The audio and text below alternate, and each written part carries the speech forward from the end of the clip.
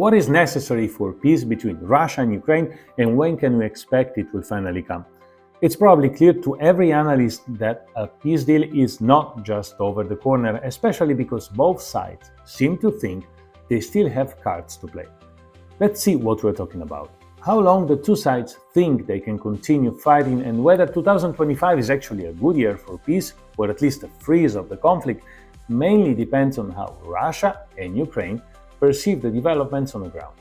Spring could offer a window for a ceasefire, but that's fairly unlikely given that Russia does not seem to have an interest in easing the pressure on the Ukrainian side, and that they are not hiding the ambition of getting significant advances in spring and summer months. Only strong pressure from the US could convince Russia to stop its operations before, and whether Washington has the power to exert it is a big if. On the other side of the trenches, also Ukraine does not seem to be desperate for a truce. Don't get fooled by its public calls for peace. What Ukraine really wants is to convince the Western public opinion that the bad guys who want to continue fighting is just the Russians. It needs this not to give the US the excuse to walk away from military support on which Ukraine is so very dependent. But assuming that fighting will continue during all summer, it's in autumn and early winter, when weather slows operations, that talks may gain traction. By then, both sides may assess that further fighting makes little sense and accept that a managed freeze is the best scenario. Nevertheless, let's not get too optimistic. We're talking about managed freeze along established front lines, not the final peace. And what if a ceasefire continues to elude us even in autumn? How long can the two sides continue the war? Ukraine's ability to fight, even considering the bravery and motivation of its capable soldiers, is strongly dependent on Western aid, but the latter, sooner or later, will fade. So while Ukraine is doing everything possible to prevent that from happening, even signing a rare earth agreement of colonialist aftertaste with the Americans, Russians know it's a question of time. From their position, a prolonged war is also very damaging, but less fatal than for the Ukrainians. Despite sanctions and battlefield losses, Russia can likely sustain military operations also into 2026.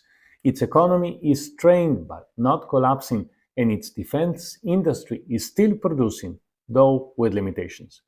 The real constraint is long-term, meaning 2027 and longer, as manpower, morale, and fiscal space will inevitably erode also in Moscow. But let's remember that culturally, Russians have shown to be much more ready for sacrifices than the West, where quality of life matters more, and this cultural difference could prove decisive on the issue of who will break first. Unless Russia believes its strategic position will worsen to an acceptable level by continuing fighting, it has little incentive to stop, and that's why any ceasefire or settlement will likely need to be negotiated not from weakness, but from mutual exhaustion, or under strong pressure of the US, provided, as we said earlier, the latter is able to deliver it. Having understood all of this, what form could a ceasefire or maybe even some kind of peace take?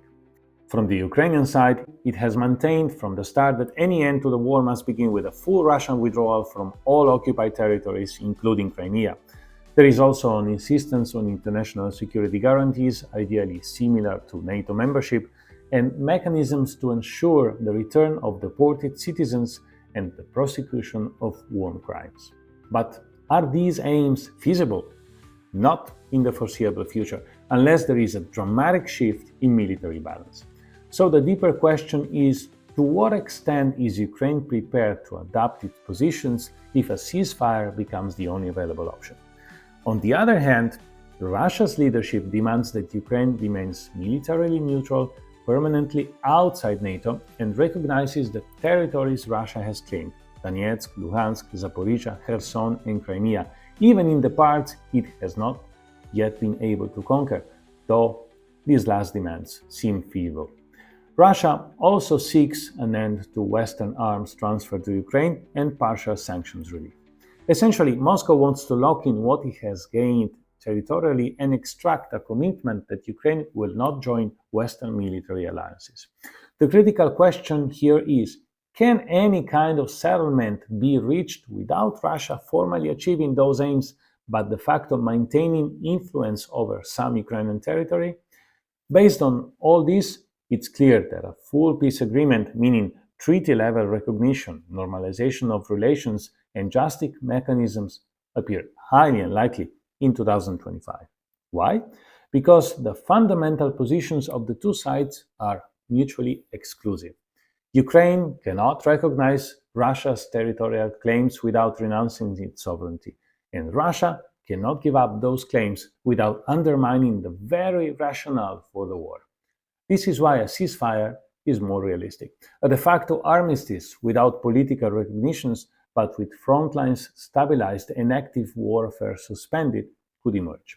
The precedent for this, the Korean Peninsula, the India-Pakistan ceasefires, or the status quo in Nagorno-Karabakh before 2020.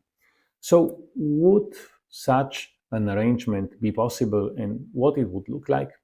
It would likely involve five elements: a ceasefire along the current lines of controls without new offensive and changes in the battlefield, a suspension of Ukraine's NATO ambitions, possibly replaced by bilateral defense agreements, security guarantees for Ukraine, likely involving European powers and less likely the United States, humanitarian provisions, prisoner exchanges, refugees return, protection of civilians, and partial sanctions relief for Russia, tied to compliance over time.